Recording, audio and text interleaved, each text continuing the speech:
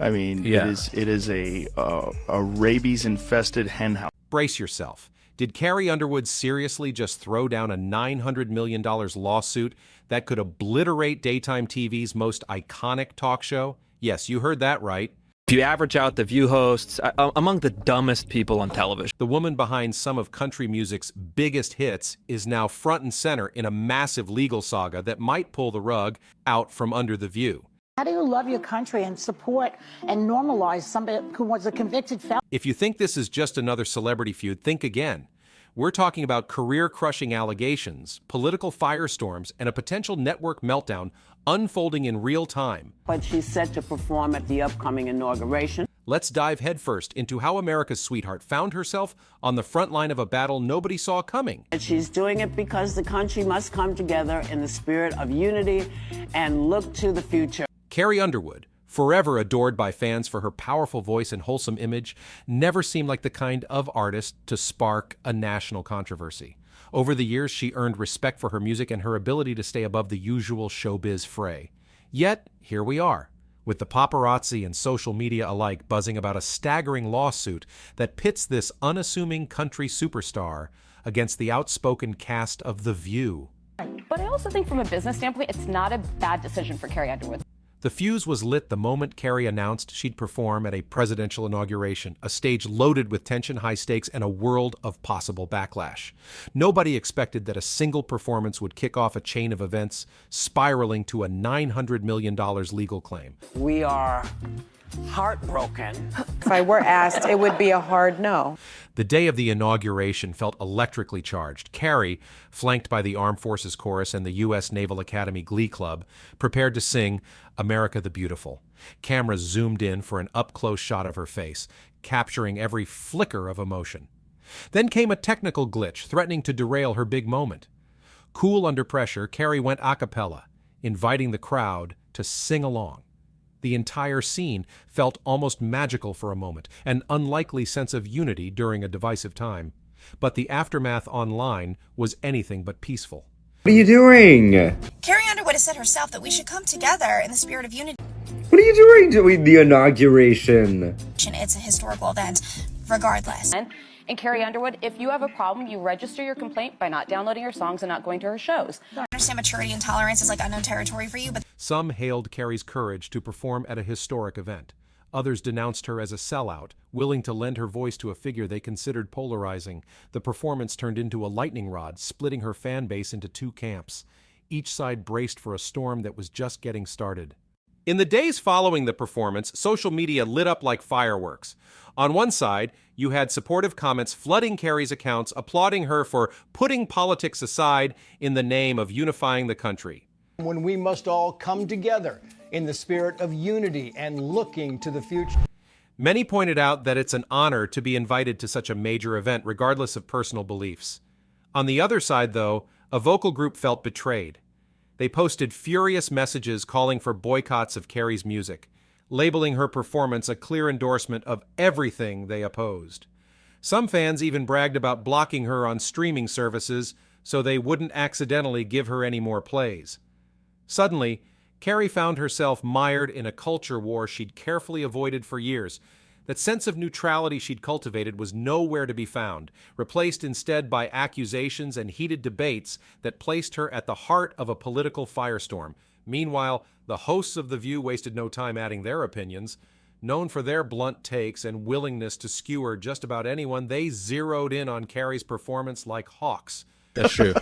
They get so much hate watching viral clips of them saying ridiculous things. Joy Behar, never one to mince words, wondered aloud how someone could claim to love their country while supposedly normalizing a figure she referred to as a convicted FF. Sunny Hostin backed up Joy's concerns, suggesting that she would have turned down the offer in a heartbeat if she had been in Carrie's position. Alyssa Farrah Griffin took another angle, speculating that Carrie's move might be purely strategic. With over 70 million Americans having voted for the current president, maybe Carrie saw a big business opportunity. Whoopi Goldberg, often the seasoned voice of reason, sounded more ambivalent than usual, essentially saying, people do what they do. No, you do what you do. It wasn't just a casual morning chat. Within hours, clips of the co-host's remarks began circulating, racking up millions of views on social media. Some fans echoed the View's outrage, accusing Carrie of hypocrisy and shallow opportunism. Others snapped back, accusing Joy, Sonny, and the rest of the panel of slander and hypocrisy. Sonny's dumb. Certainly not the brightest person. And what she just said just doesn't make any sense. It's just like so silly to say. Especially given the show's history of controversies and backpedaling. As the uproar intensified, advertisers and network executives were left nervously eyeing the chaos. Viewers were either threatening to boycott Carrie or demanding The View apologize.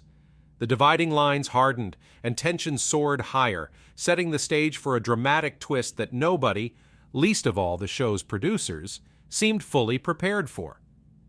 Before the inauguration fiasco, Carrie had always kept her political cards close to her chest. She once hinted that sharing political views in public was a lose-lose situation, which made her choice to perform at the president's event all the more perplexing to some. In fact, Carrie's track record is a swirl of rumors, half-confirmations, and strategic silences. Rumored Republican registration back in 2012, but also public criticism of specific Tennessee bills that might align more with liberal causes. When fans started dissecting every slip or social media post for hidden political messages, they found no smoking gun, just a mosaic of small, often contradictory signals. After The View launched its criticisms, however, Carrie's neutral veneer cracked. Her refusal to comment in detail only fueled speculation. Was she a closet supporter, or was it just about the music? People devoured every scrap of information, suspecting a deeper motive behind her decision. Then came the real bombshell. Word got out that Carrie had filed a staggering $900 million lawsuit against the co-hosts of The View. And not just them, but also the show's producers. According to initial statements from Carrie's camp, the lawsuit centers on defamation and emotional distress. She claims that branding her as unpatriotic or implying she was enabling someone destroying the country directly harmed her reputation and professional opportunities. Her legal team pointed to the subsequent boycotts and negative press as proof of the damage. Why $900 million? Insiders speculate it's a calculated figure that accounts for both existing and future losses, including canceled endorsement deals, lost tour opportunities, and the tarnishing of Carrie's squeaky clean image. The sheer scope of the lawsuit jostled the entertainment world. Fans wondered if maybe the lawsuit was just a bargaining chip to force a retraction. But every detail suggests Carrie intends to see this through to the end. Of course, controversy at The View is nothing new. Over the years, the show has faced an avalanche of backlash for everything from racially insensitive remarks to defending dubious celebrities. Whoopi Goldberg once avoided outright condemning Bill Cosby until evidence became overwhelming, drawing fire for failing to stand up for alleged victims. Joy Behar drew condemnation for an old Halloween photo in which she dressed as a beautiful African woman, stirring allegations of cultural insensitivity. Meghan McCain and Rosie O'Donnell's fiery clashes often turned morning TV into a daily spectacle of bickering. But each time, the show weathered the storm and the co-hosts moved on to new topics. A near-billion-dollar lawsuit, however, is a different beast. Even a series as adept at surviving scandal as The View may find this blow too big to shrug off. Rumors began flying that network executives were evaluating every possible option, from settling out of court to pulling the plug entirely.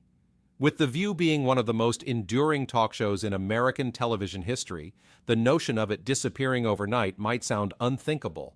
Yet the persistent swirl of controversies and a whopping legal claim could force the network's hand. Advertisers generally avoid massive legal firestorms, especially when they might also provoke viewer boycotts. If the behind-the-scenes chatter is accurate, some sponsors have already expressed concern over the show's volatile nature. It's not just about the money either. The lawsuit magnifies how the co-hosts present opinions as facts and how easily they can paint someone in an unflattering, potentially damaging light. For the network, the risk might simply become too large. And what about Carrie Underwood? For years, she floated gracefully above the typical showbiz feuds, focusing on her music and private life.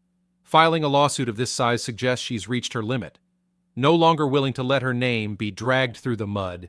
In a way, this legal stand could reshape how fans see her, no longer just a soft-spoken country star, but a force unafraid to fight back when cornered. The big question is whether this will overshadow her music career.